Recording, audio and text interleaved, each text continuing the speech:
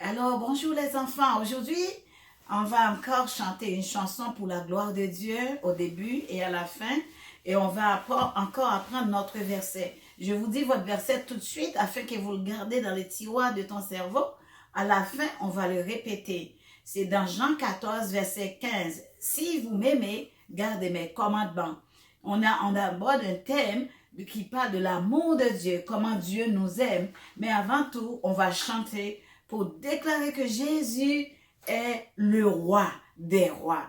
Alors, pour cette chanson, ça va être qui est le roi de la jungle. Alors, j'espère que vous êtes en forme, vous avez passé une bonne semaine, que Dieu vous bénisse les enfants. Chantons de tout notre cœur, de toute notre force. Qui est le roi de la jungle? Qui est le roi de la mer? Well. Qui est le roi de l'univers, la jungle et de la mer? Son nom s'appelle J-E-S-U-S.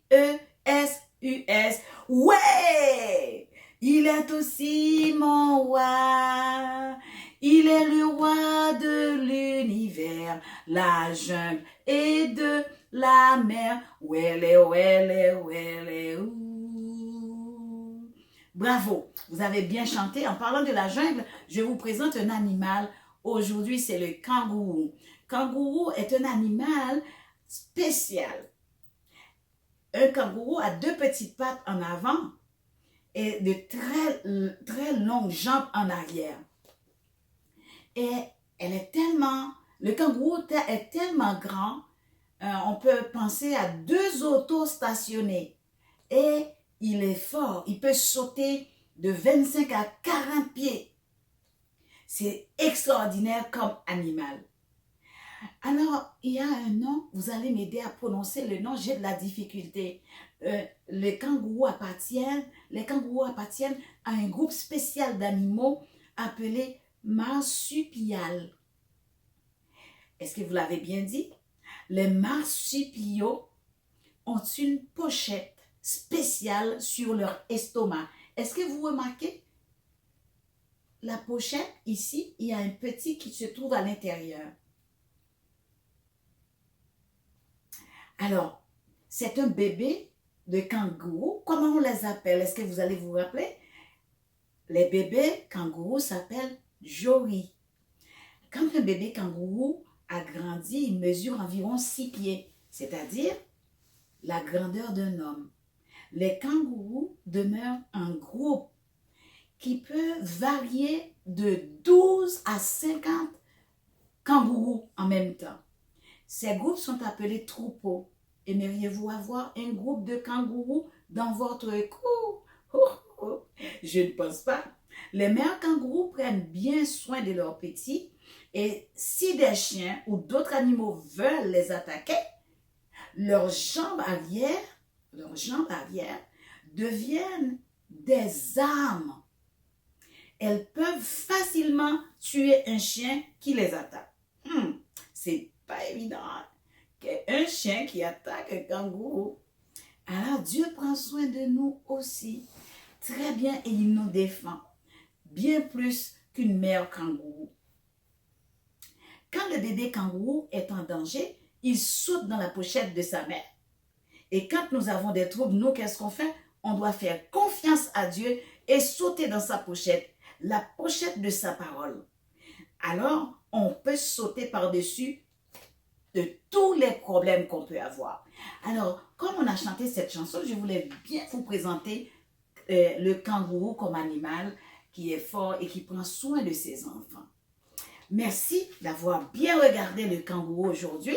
Et la leçon d'aujourd'hui, on va continuer avec l'amour de Dieu. C'est le thème qu'on étudie jusqu'à présent. Vous savez que Dieu vous aime. Mais je vais raconter une petite histoire d'un petit garçon à qui Jésus a donné la vie.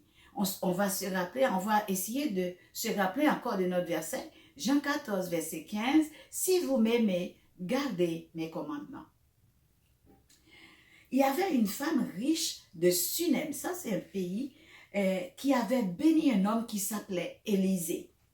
Élisée était un prophète de Dieu. La femme riche était très bonne pour Élisée au point où elle donna à manger à Élisée.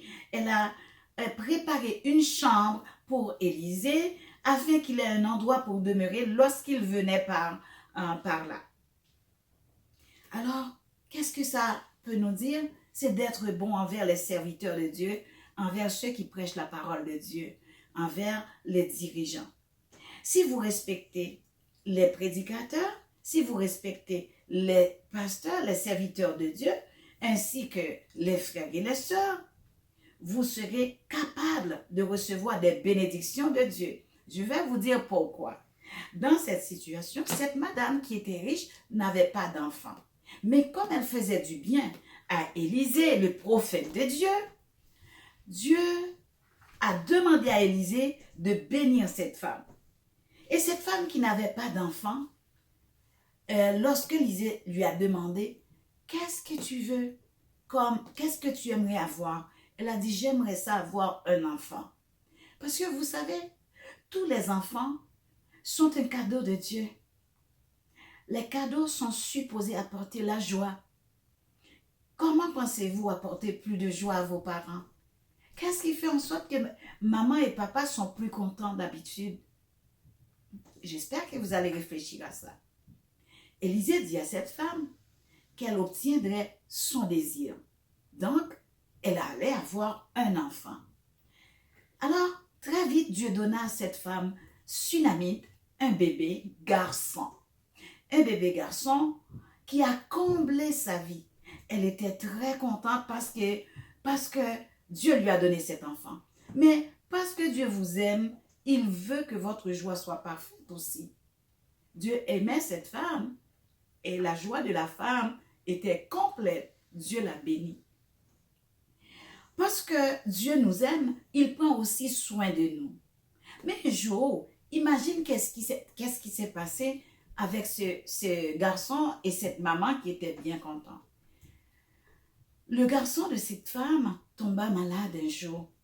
Il était dehors dans les champs avec son père en train de travailler quand les serviteurs l'amenèrent à sa mère à l'intérieur de la maison et dit « Oups !» Non seulement le garçon était malade, mais le garçon mourut. Wow! C'était pas évident. Élisée, lui, qui avait donné la bénédiction de la part de Dieu à cette femme, était appelé par cette femme et a dit, prophète Élisée, mon enfant est malade, mon enfant est mort. Et Élisée est allé chez la madame, chez cette femme, et vous savez qu'est-ce qu'il a fait? Il s'étendit sur le petit garçon et pria, il a prié. Et la peau du garçon commence à devenir chaude. Encore une autre fois, il a prié, il s'étendit sur le petit garçon. Et cette fois, il se réveilla en éternuant 7 fois. Et vous pouvez me montrer comment on éternue? Atchoum, atchoum. Il a fait ça, et l'enfant a fait ça 7 fois et l'enfant est revenu à la vie. Donc, Dieu nous aime tellement, Dieu aimait tellement ces petits garçons. Dieu l'a rendu la vie bien qu'il était mort. Donc, Dieu exauce les prières. Avez-vous déjà prié? Il y a un autre petit garçon qui a déjà prié pour avoir un cheval. Parce qu'il aimait beaucoup faire l'équitation. Et Dieu lui a donné un cheval. Un jour, le cheval aussi était malade. Et le garçon était triste. Quand il est allé voir son cheval, il donnait toujours du blé d'Inde à son cheval, des fois un petit peu de sucre. Mais un jour, le cheval était malade parce qu'il a mangé beaucoup trop de blé d'Inde. Et bon, son père a regardé. On dit, bon, vraiment, ton cheval est vraiment malade. Il s'appelait Timmy. Alors Timmy dit, moi, je vais prier pour mon cheval. Je vais prier. Et si je prie, je sais que Dieu peut réveiller mon cheval. Est-ce que vous voulez savoir le nom de son cheval? Son cheval s'appelait Éclair. Alors, même s'il prenait soin d'Éclair, il est arrivé que l'Éclair est tombé malade. Eh bien, Jimmy commençait à prier. Oh Seigneur, donne la vie à mon cheval. Donne la guérison à mon cheval. Je t'en supplie, Seigneur. Je t'en supplie. Alors, Timmy avait le cœur brisé. Il alla encore à sa chambre et ferma la porte. Il ne pouvait pas accepter de perdre son cheval. Il ne pouvait pas voir Éclair mourir. Il était de très bons amis, les deux. Tous les jours, il allait voir son cheval. Tous les jours, il apportait à manger à son cheval. Mais soudainement, il a eu une idée. Dieu pouvait vraiment guérir mon cheval. Je vais continuer à prier alors. Si Dieu avait donné Éclair à Timmy, il pourrait très bien le guérir aussi. Timmy pria et demanda à Dieu de guérir son cheval qui s'appelait Éclair. À chaque fois qu'il visitait Éclair dans l'étable, il disait « Éclair, Dieu t'a guéri. Éclair, Dieu t'a guéri. Éclair, Dieu t'a guéri. » Bien que Éclair était encore malade, il continuait à dire « Éclair, Éclair, Dieu t'a guéri. » Pendant plusieurs jours, Éclair demeura malade. Il avait la tête pendante un peu. La tête était un peu pendante. Il ne pouvait pas tenir sa tête. Et il ne courait plus, ne jouait plus avec Timmy. Et Timmy ne se décourageait pas. C'est ça que j'aime avec ce petit garçon. Il ne se décourageait pas. Il continuait à dire à Dieu, merci parce que tu guéris mon cheval. Il avait la foi dans sa prière qu'il adressait à Dieu. Un bon matin, Timmy alla à l'écurie comme il avait l'habitude. En arrivant à la clôture, Éclair courut jusqu'à lui. Il n'était plus malade. Il courait et bondissait partout. Éclair promena Timmy dans une longue randonnée. Très longue randonnée. Dieu avait guéri Éclair. Timmy remercia Dieu de lui avoir donné Éclair et de l'avoir guéri. Il était tellement content d'avoir continué de croire qu'Éclair serait guéri, même si ça n'avait pas l'air d'aller mieux. Ah, wow! Éclair fut guéri parce que Timmy n'avait pas abandonné. Il continuait à prier. Donc, si toi, tu es malade, toi aussi tu peux prier. Si il y a quelqu'un à la maison qui est malade, vous pouvez prier et Dieu peut guérir. Tout comme il a guéri Éclair, il a ressuscité le petit garçon qui était mort. Dieu aussi peut nous guérir. Alors, Dieu nous aime tellement, il ne veut pas qu'on soit malade. Alors, c'était ça mon histoire aujourd'hui. On sait que nous, Dieu nous aime. On sait que nous aussi, Dieu nous demande de l'aimer de tout notre cœur, de toute notre force, de toute notre pensée. Alors, Dieu nous aime tellement, il vient à notre secours lorsqu'on crie à lui. Alors pour cela, on va chanter une dernière chanson aujourd'hui. Et cette chanson, c'est « Jésus en moi vous aime ». Est-ce que Jésus est en toi? Oui, Jésus est en toi, Jésus est en moi. Et il dit quoi dans le texte d'aujourd'hui? Il dit « Si vous m'aimez, gardez ma parole dans ton cœur. Si vous m'aimez, gardez mes commandements. » N'oublie pas cela. Si Dieu dit « Priez, vous serez guéris », alors priez, gardez la parole de Dieu dans ton cœur. Et ainsi, tu vas prouver que tu aimes Dieu. Alors, on va chanter cette chanson. On va dire « Jésus en moi vous aime ».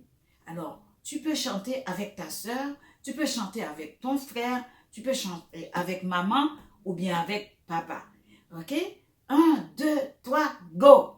Jésus en moi, Jésus en moi, Jésus en moi, Jésus en moi vous aime.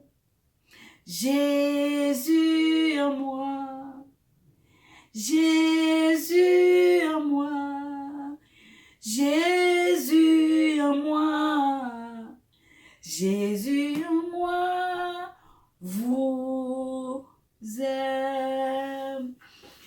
Amen, Alors, on répète le verset aujourd'hui, Jean 14, verset 15. Si vous m'aimez, gardez mes commandements. Amen, amen, amen. Que Dieu vous bénisse. Maintenant, les enfants, on va écouter la louange d'aujourd'hui. C'est le moment de la louange. Vous pouvez aussi écouter, mais continuez à répéter votre verset et à réfléchir à la leçon. Que Dieu vous bénisse et je salue tout le monde aujourd'hui. Je sais que le Seigneur a pris soin de vous. Si vous êtes en train de regarder maintenant cette vidéo, c'est parce que Dieu vous a gardé. Il vous a fait grâce. Alors, on va rentrer dans sa présence ensemble dans la louange, dans l'adoration. On va l'inviter de venir siéger au milieu de nous en le louant et on va l'adorer. On l'adore, on offre notre vie comme une offrande. On apporte une offrande à notre Dieu en adoration à chaque fois, comme la femme avec le vase d'albâtre, comme Abraham qui adore Dieu avec son fils lorsque Dieu lui a demandé d'offrir son fils en sacrifice. Il amenait l'offrande et Dieu a dit, je reconnais que tu as la crainte de mon nom. C'était une forme d'adoration. Alors, adorons Dieu malgré le temps qu'on vit. Le Seigneur, il est digne de louange, digne de gloire. Et il siège au milieu des louanges de son peuple. Soyez bénis, soyez fortifiés, soyez renouvelés. À bientôt.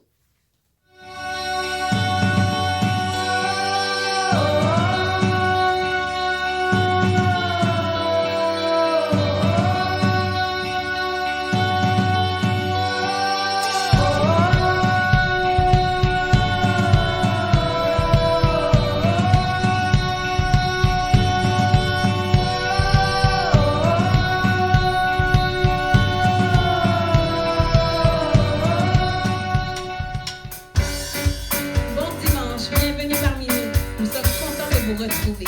Louons le Seigneur ensemble.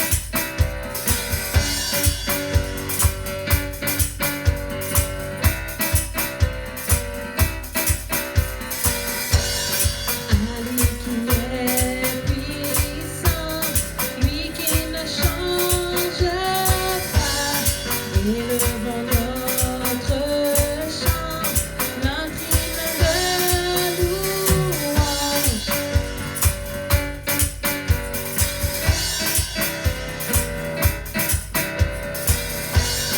Pour tout ce qu'il a fait et tout ce qu'il fera, nous lui donnons la gloire, chantons ses louanges, par la musique louons-le, dans toute la bénie louons-le, avec la création louons-le, louons-le, louons-le.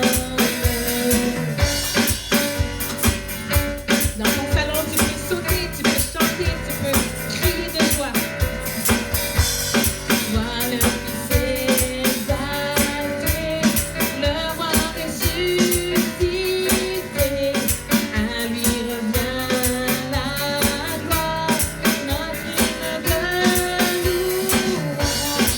Pour tout ce qu'il a fait et tout ce qu'il fera, nous lui donnons la gloire, crions ses œuvres, par la musique louons-le, dans tous les pays louons-le, avec la création louons-le, louons-le, de tout notre être louons-le, nous tous ensemble louons-le. Jésus, la lumière du monde, louons-le, louons-le.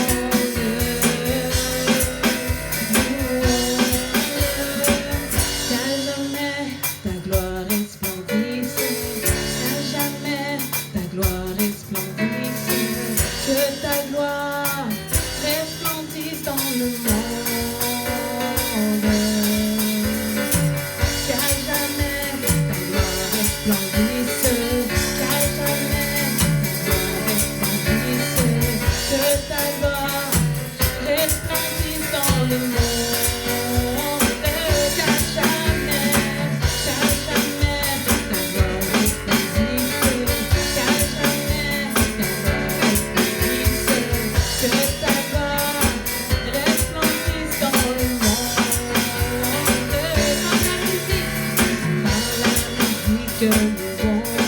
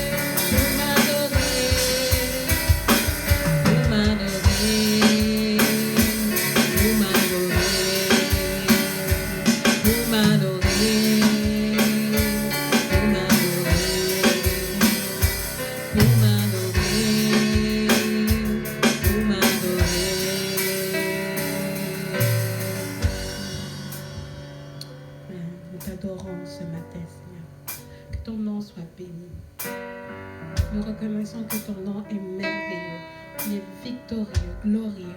Nous t'adorons ce matin, Seigneur.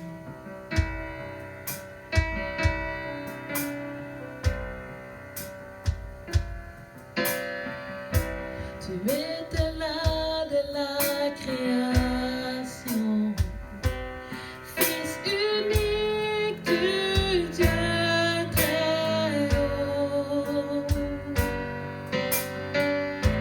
Le mystère de ta gloire révélé en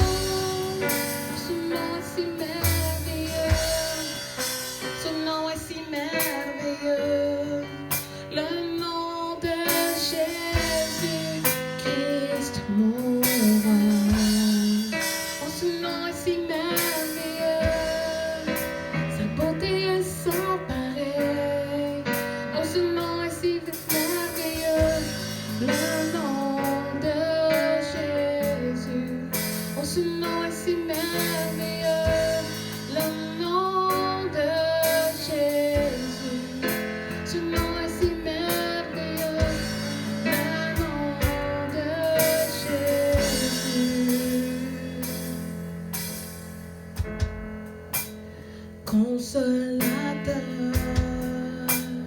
divin rocher, libérateur, prince de la paix, Dieu créateur, Fils bien-aimé, Roi serviteur, Seigneur couronné, commencement, ultime fin, soleil levant, étoile du matin, Dieu tout-puissant, Dieu trois fois saint, Sauveur vivant, Maître souverain. Disons les noms de Dieu ensemble. Consolateur, divin rocher, libérateur, prince de la paix, Dieu créateur, Fils bien-aimé, Roi serviteur, Seigneur couronné, commencement, ultime fin, soleil levant, étoile du matin, Dieu tout-puissant, Dieu trois fois saint, Sauveur vivant, Maître souverain. Jésus, merveilleux nom, qui est semblable à toi, ô Dieu. Jésus, ton merveilleux nom est digne d'hommage.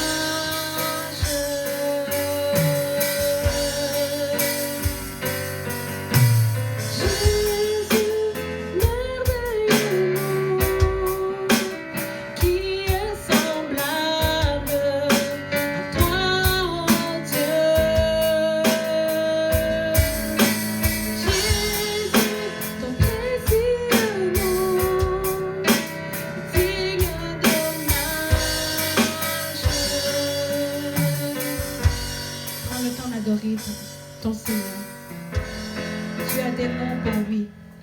Des fois qui t'a sauvé, qui t'a pardonné, qui t'a secouru. C'est le temps d'adorer en ce moment. Adore ton Dieu ce matin.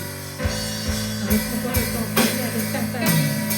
Dis-lui à quel point il est important pour toi. Dis-lui ce qu'il représente pour toi.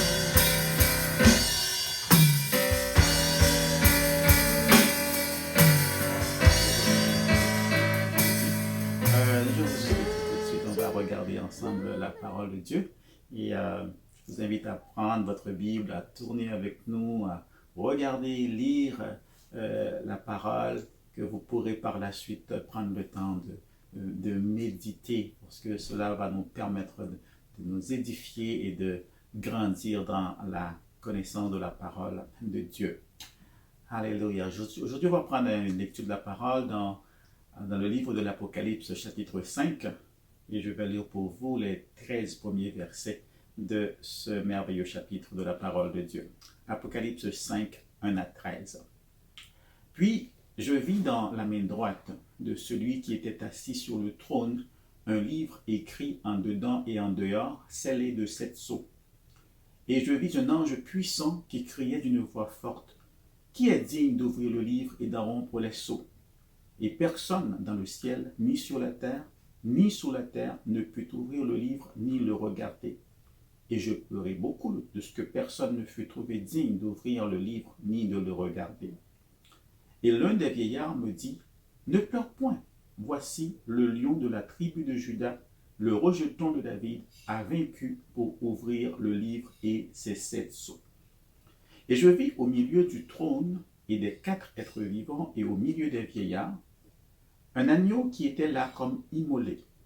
Il avait 7 cornes et 7 yeux, qui ont les 7 esprits de Dieu envoyés par toute la terre. Il vint et il prit le livre de la main droite de celui qui était assis sur le trône. Quand il eut pris le livre, les 4 êtres vivants et les 24 vieillards se prosternèrent devant l'agneau, tenant chacun une harpe et des coupes d'or remplies de parfums qui sont les prières des saints. Et ils chantaient un cantique nouveau en disant « Tu es digne de prendre le livre et d'en ouvrir les sceaux, car tu as été immolé et tu as racheté pour Dieu par ton sang des hommes de toute tribu, de toute langue, de tout peuple et de toute nation. Tu as fait d'eux un royaume et des sacrificateurs pour notre Dieu, et ils régneront sur la terre. Je regardai, et j'entendis la voix de beaucoup d'anges autour du trône, et des êtres vivants et des vieillards, et leur nombre était des myriades de myriades et des milliers de milliers. Ils disaient d'une voix forte, « L'agneau qui a été immolé est digne de recevoir la puissance, la richesse, la sagesse, la force, l'honneur, la gloire et la louange. » Et toutes les créatures qui sont dans le ciel, sur la terre, sous la terre, sur la mer, et tout ce qui s'y trouve, je les entendis qui disaient, « À celui qui est assis sur le trône et à l'agneau, soit la louange, l'honneur, la gloire et la force au siècle des siècles. » Amen. Seigneur notre Dieu, nous te disons merci pour ton Esprit Saint. Merci pour ta grâce. Merci pour ta présence dans nos vies. Merci pour ta parole. Et nous prions en ce moment, Seigneur, que tu nous permettes d'avoir les yeux ouverts pour comprendre cette parole. Seigneur, parle-nous. Parle à tes enfants. Parle à ton peuple. Instruis-nous. Saint-Esprit, toi l'enseignant par excellence. Enseigne-nous en ce moment. Que ta parole soit claire pour nous. Qu'elle soit toujours cette lampe à nos pieds et cette lumière sur notre sentier. Dans le nom de Jésus. Amen. Aujourd'hui, nous allons parler de Jésus comme étant l'agneau et le lion. Donc, notre message s'intitule aujourd'hui « Agneau et lion », comme nous venons de le voir dans ce passage. Dans la parole de Dieu, le Seigneur Jésus-Christ est présenté de diverses manières, ce qui est complètement normal, ce qui est compréhensible quand on comprend ce qu'il représente pour la race humaine. On peut facilement comprendre l'apôtre Paul lorsqu'il dit dans Colossiens chapitre 2 verset 10 qu'en Jésus-Christ nous avons tout pleinement. Lorsque nous avons Jésus-Christ avec nous, il ne nous manque de rien, mais nous avons tout pleinement en lui. Je vous invite à regarder avec moi quelques-unes de ces présentations de notre Seigneur Jésus-Christ pour mieux découvrir le rôle qu'il joue vraiment dans la vie des hommes. Dans Zacharie chapitre 9, le verset 9, une première présentation, je lis pour vous, dit « Sois transportée d'allégresse, fille de Sion, pousse des cris de joie, fille de Jérusalem, voici ton roi vient à toi. Il est juste et victorieux, il est humble et monté sur un âne, le petit d'une ânesse. » Ici, le Seigneur Jésus-Christ, déjà dans l'Ancien Testament, est présenté comme étant le roi qui vient des cieux. Et quand on regarde aussi l'évangile de Matthieu, c'est le message principal que Matthieu développe dans son évangile, c'est la divinité de Jésus-Christ. Jésus-Christ en tant que roi. Si on lit un autre passage de la parole de Dieu dans Ésaïe chapitre 42 verset 1, on va voir une autre présentation. Ça commence toujours par « voici ». Ésaïe 42 verset 1 nous dit « Voici mon serviteur que je soutiendrai, mon élu en qui mon âme prend plaisir. J'ai mis mon esprit sur lui, il annoncera la justice aux nations. » Ici, Jésus nous est présenté comme le serviteur, celui qui va venir au service des hommes pour leur salut. Il est présenté ici comme serviteur, comme le message que nous trouvons dans l'évangile de Marc.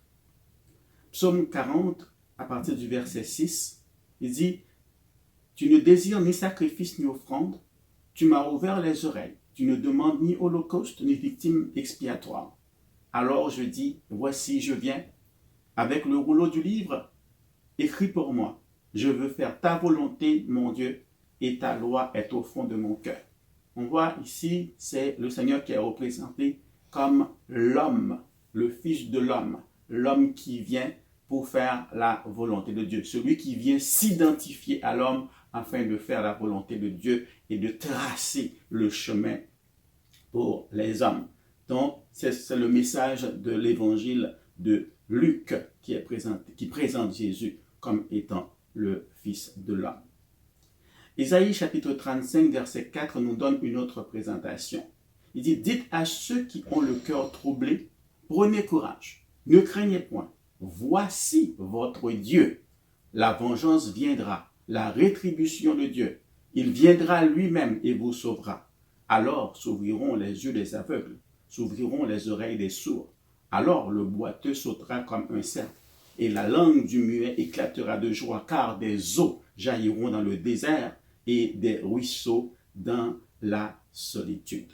Ici, la présentation est claire. Voici votre Dieu. Jésus-Christ est présenté ici comme le Dieu qui vient pour sauver l'humanité. Et nous trouvons ça surtout, ce message dans tout l'évangile de Jean. Il vient et en tant que Dieu, il manifeste sa puissance pour venir secourir les hommes. Maintenant, dans Jean chapitre 1, verset 29, nous lisons ceci. Le lendemain, en parlant de Jean-Baptiste, il vit Jésus venant à lui et il dit, « Voici l'agneau de Dieu qui ôte le péché du monde. » Voici l'agneau de Dieu qui ôte le péché du monde. Et nous allons relire encore dans Apocalypse chapitre 5, le verset 5, qui dit, « Et l'un des vieillards me dit, ne pleure point, voici le lion de la tribu de Juda, le rejeton de David, a vaincu pour ouvrir le livre et ses 7 sceaux. » Aujourd'hui, nous allons nous attarder beaucoup plus sur les deux dernières présentations, soit celle qui a été faite par Jean-Baptiste à propos de Jésus-Christ lorsqu'il dit « Voici l'agneau de Dieu qui enlève le péché du monde » et aussi celui qui a été fait par l'un des vieillards qui dit « Voici le lion de la tribu de Juda ». Voici l'agneau de Dieu, d'abord. Ce qu'il faut comprendre dans cette expression, c'est l'agneau de Dieu.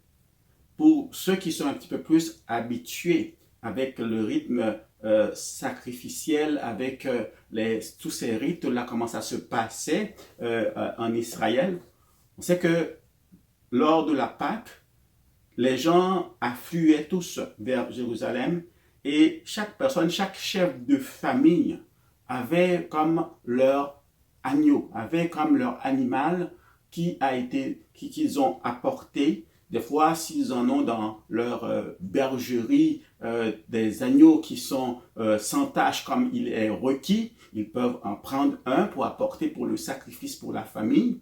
Et s'ils n'en ont pas, ils peuvent arriver dans la cour du temple. Il y en avait des gens qui vendaient des animaux pour le sacrifice. Et lorsque un chef de famille va acheter un agneau pour le sacrifice, un agneau pascal, pour sacrifier pour le pardon de ses péchés et aussi pour sa famille, donc il identifiait cet agneau qu'il portait sur ses épaules et il identifiait. S'il s'appelait Simon, bon, c'était marqué, c'était que l'agneau de Simon. S'il s'appelait Jacques, bon, c'était l'agneau de Jacques. S'il s'appelait, je ne sais pas moi, Pierre, c'était l'agneau de Pierre. Mais lorsque Jean-Baptiste va dire, voici l'agneau de Dieu, cela veut dire que c'est l'agneau qui a été pourvu par Dieu. C'est l'agneau qui vient de Dieu, l'agneau qui appartient à Dieu ou l'agneau qui est Dieu lui-même. C'est très important, cette expression, l'agneau de Dieu. C'est l'agneau qui est pourvu par Dieu. Et il y a une grande différence ici, si les chefs de famille venaient et se procuraient un agneau qui va être comme un substitut pour eux, pour couvrir leurs péchés pendant un certain temps, Mais Dieu a pourvu un agneau, pas pour lui-même, parce que notre Dieu est saint, il est parfait, il n'a pas de péché en lui, et l'agneau qu'il a aussi est parfait parce que la parole de Dieu nous dit que Jésus-Christ a été tenté en toutes choses pendant tout le temps qu'il a vécu sur cette terre, mais sans jamais commettre de péché. Il était l'agneau parfait. Mais Jésus a présenté cet agneau pour le pardon des péchés, pour la rémission des péchés de l'humanité. C'est là qu'on voit son amour. Les autres présentaient des sacrifices pour leurs propres péchés. Mais Jésus-Christ lui-même, il est venu en tant qu'agneau de Dieu et il a pris, quand il dit celui qui ôte le péché du monde, le même mot, le même verbe qui traduit ôter, traduit aussi prendre ou bien porter. Celui qui vient pour porter sur lui-même le péché de l'homme. Parce que c'est comme Dieu a offert un sacrifice, un agneau sacrificiel, un agneau pascal pour la race humaine que Dieu a adopté en tant que sa famille. C'est pourquoi la parole de Dieu nous dit dans Hébreux chapitre 2 verset 11 que Jésus-Christ qui nous sanctifie, Jésus-Christ qui nous pardonne, Jésus-Christ qui nous purifie, il n'a pas eu honte de nous appeler ses frères. On peut lire ça dans Hébreux chapitre 2, verset 11. Donc, c'est l'agneau qui vient de Dieu pour prendre sur lui le péché de la race humaine, la famille de Dieu, que Dieu a créé pour sa gloire avant toute chose. Le titre d'agneau, comme tel, agneau de Dieu, évoque aussi la douceur de Jésus-Christ, la douceur qu'on trouve en lui. Ça évoque aussi la soumission, ça évoque l'humilité de Jésus. On peut voir comment, à plusieurs reprises, comment cette douceur a été manifestée. Premièrement, à l'égard de cette femme qui perdait du sang, lorsqu'elle a touché les pans de la robe de Jésus et qu'elle a trouvé la guérison, qu'elle était toute tremblante lorsqu'elle a vu qu'elle a été découverte. Mais Jésus l'a rassurée avec une telle douceur en l'appelant ma fille. C'est quelqu'un qui était, disons, mise à l'écart de la société à cause du problème d'hémorragie qu'elle vivait. Mais Jésus a jeté sur elle un regard de douceur, un regard de compassion. Et il a dit, ma fille, ta foi t'a sauvée. C'est la manifestation de cette douceur. On peut voir ça aussi même avec la femme adultère. Lorsque on a amené cette femme pour être lapidée, on l'a amenée auprès de Jésus, on l'a accusée, on l'a, disons, surprise en flagrant délit d'adultère. Mais lorsque Jésus a déjoué le plan de ceux qui venaient vraiment pour tuer cette femme en disant que celui qui n'a jamais commis de péché lance la première pierre. Et les autres sont partis. Et lorsque cette femme est restée seule avec Jésus, Jésus lui a dit, moi non plus, je ne te condamne pas. Il faut voir la douceur dans la voix de Jésus, dans son regard d'amour en parlant à cette femme. Nous pouvons voir également aussi la douceur de Jésus-Christ avec Pierre, même après que celui-ci l'a renié.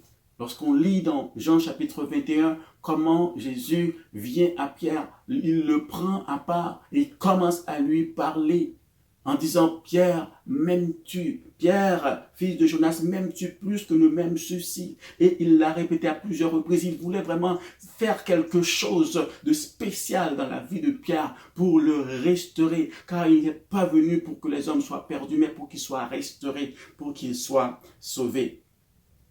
Nous avons dit également que le titre d'agneau de Dieu évoque cette soumission totale de Jésus-Christ envers son Père. Que nous pouvons voir, cette soumission a été manifestée dans le jardin de Gethsémani, où il priait avec insistance lorsque les jours d'angoisse étaient là, et que le jour de la crucifixion approchait. Et lorsqu'il disait, Père, s'il est possible que cette coupe s'éloigne de moi, mais toutefois, non pas ma volonté, mais la tienne seule, Seigneur. Donc c'est une soumission totale. Son attitude même face au bourreau, il a dit, je pouvais commander combien de légions d'anges qui viendraient à mon secours. J'imagine que lorsque on maltraitait le Seigneur, lorsqu'on se moquait de lui, lorsque on lui faisait subir toutes sortes de supplices, sûrement que les anges étaient là, ils étaient comme impatients, ils voulaient comme intervenir avec leur force, leur puissance pour... parce que déjà, ils savent qui est le Seigneur. Dans le ciel, ils adorent, ils se prosternent et ils ne pouvaient pas regarder cela et ils auraient voulu intervenir. Mais la volonté de Dieu devait être faite. Jésus a dit, je pouvais ou j'aurais pu commander plusieurs légions d'anges qui viendraient et qui lutteraient, qui se battraient pour moi et qui m'auraient tiré d'impasse. Mais je suis venu pour cette heure. Je suis venu pour accomplir cette mission, accomplir la volonté du Père. Jésus a manifesté aussi de l'humilité, ce que le titre d'agneau de Dieu évoque aussi, l'humilité. Il a manifester cette humilité à l'égard des gens de Samarie. Lorsque les gens de Samarie ont refusé le passage à Jésus et ses disciples, et que les disciples ont dit, Seigneur, est-ce que tu veux qu'on fasse tomber le feu du ciel pour brûler ces incroyants, ces infidèles? Jésus a dit, vous ne savez pas de quel esprit vous êtes animés. Il était humble, il dit, non, pourquoi on fait tout simplement le détour. On n'a pas besoin de ça. Il y a un temps qui va arriver où les gens vont comprendre.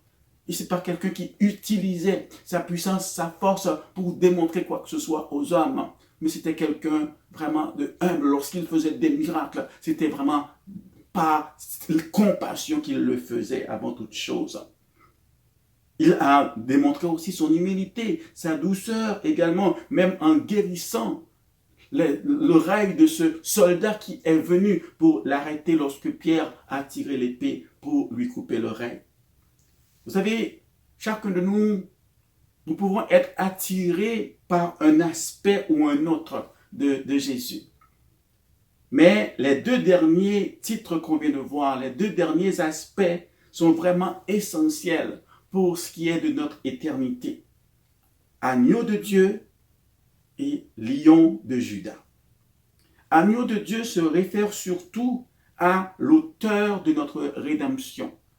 Comme nous l'avons dit tout à l'heure, c'est l'agneau que Dieu lui-même a pourvu comme le seul moyen de salut pour vous et moi. Et lorsque nous croyons à l'œuvre rédemptrice de cet agneau-là, de l'agneau de Dieu, c'est seulement cela qui nous ouvre l'accès auprès de Dieu, qui nous ouvre l'accès à l'éternité avec Dieu. Pour ceux qui ne connaissent pas encore le Seigneur Jésus-Christ, du moins qui n'ont pas encore accepté comme Seigneur et Sauveur, il est important de savoir qu'il est celui qui a donné sa vie pour que vous et moi nous obtenions le pardon de nos péchés et que nous soyons sauvés.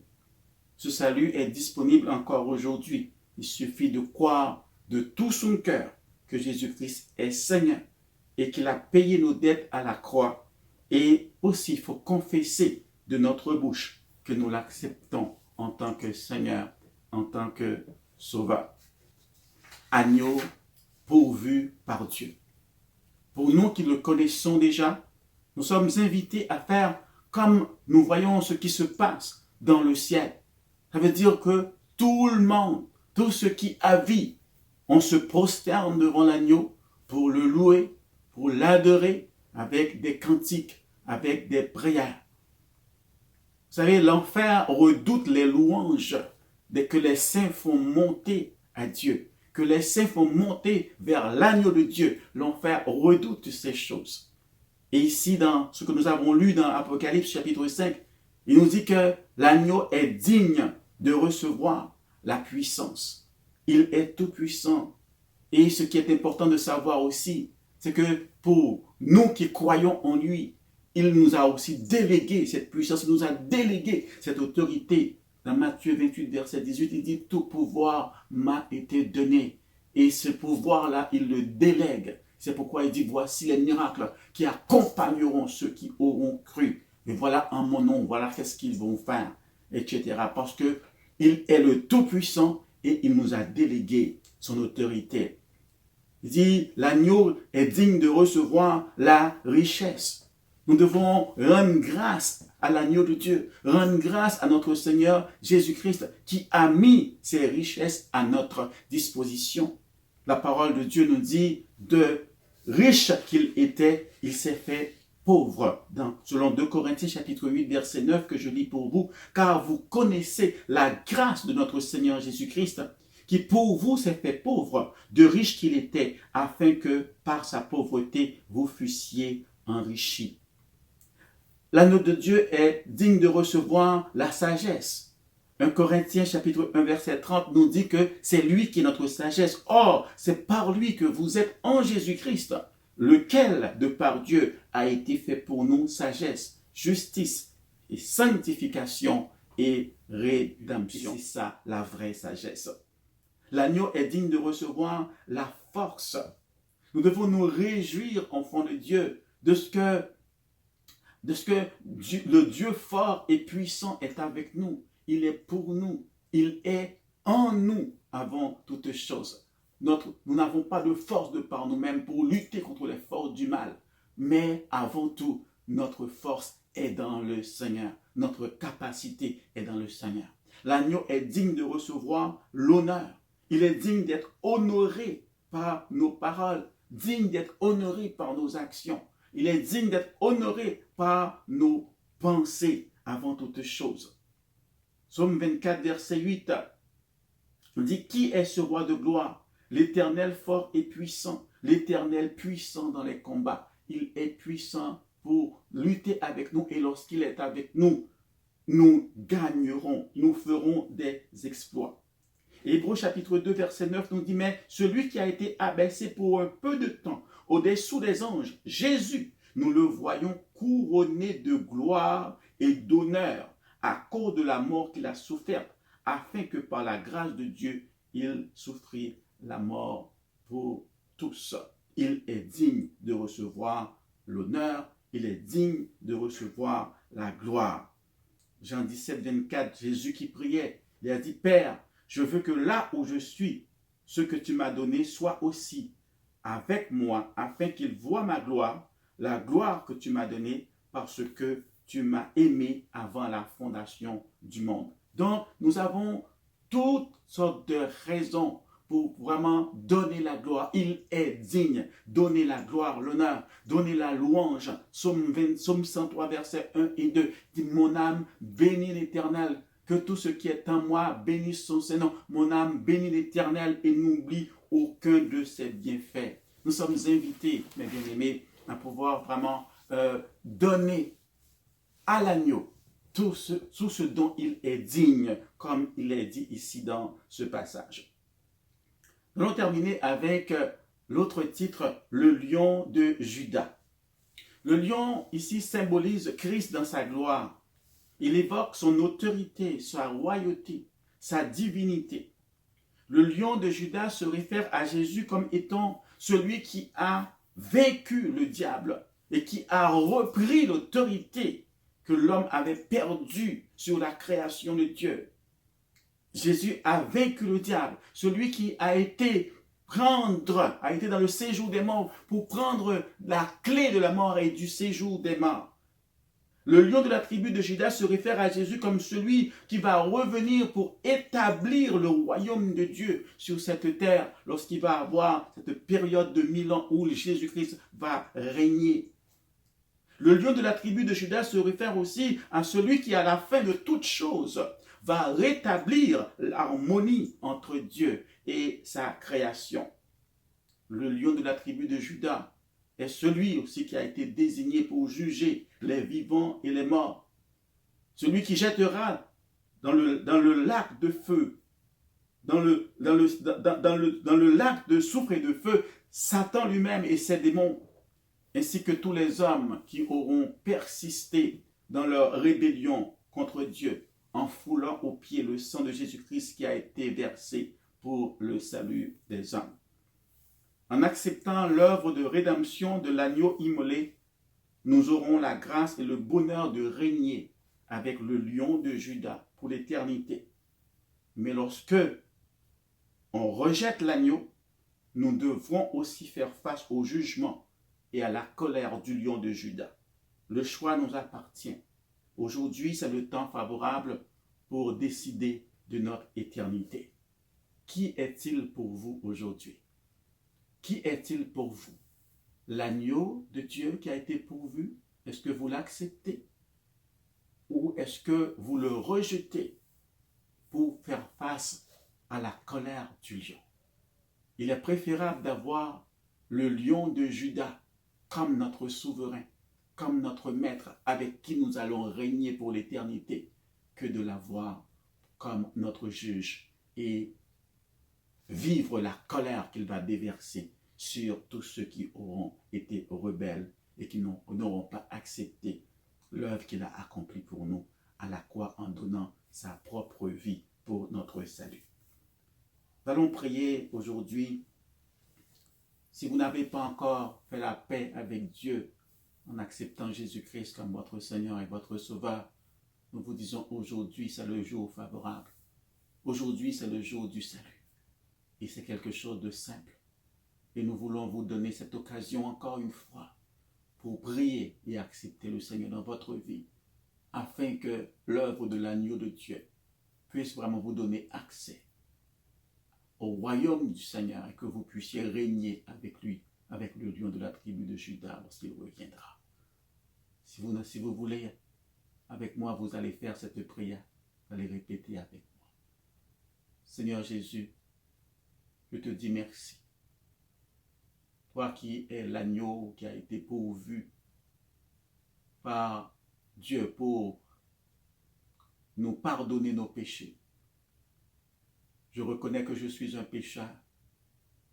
Et je reconnais que tu as pris ma place à la croix. Tu es mort pour moi, pour me pardonner. Je viens devant toi. Je te demande de me pardonner à cause de ton sang qui a été versé pour moi. Je t'accepte maintenant comme mon Seigneur et mon Sauveur. Et je veux te suivre jusqu'à la fin avec l'aide de ton Saint-Esprit. Merci de m'accepter dans ton royaume, dans ta famille. Merci pour ton sang qui a été coulé pour moi. Merci d'inscrire mon nom dans le livre de vie pour que je puisse régner dans l'éternité avec le lion de la tribu de Juda. Je renonce à ma vie passée, je renonce à toutes choses et je me confie à toi. Désormais, je veux vivre pour toi. Ouvre mes yeux, que je puisse comprendre ta parole. Merci pour ton Saint-Esprit qui vient vivre en moi. Merci Jésus pour ton sang. Merci de me pardonner. Merci de me libérer. Merci de briser toutes mes chaînes. Et merci Seigneur. Merci Seigneur pour la joie que tu mets dans mon cœur, la joie de mon salut. Merci Jésus. Amen. Alléluia. Que le Seigneur puisse vraiment entendre vos prières et qu'il fasse des choses merveilleuses dans votre vie. Et maintenant, vous qui connaissez le Seigneur, nous allons prier ensemble pour lui rendre action de grâce. Comme nous voyons dans le livre de l'Apocalypse que nous venons de lire, il est digne de recevoir puissance, richesse, sagesse, force, honneur, gloire et louange. Prions et donnons-lui gloire pour ce qu'il a accompli pour nous et ce qu'il fait encore aujourd'hui dans nos vies. Père de gloire, nous te disons merci. Merci pour ta présence. Merci pour l'accès que nous avons auprès de ton trône de grâce.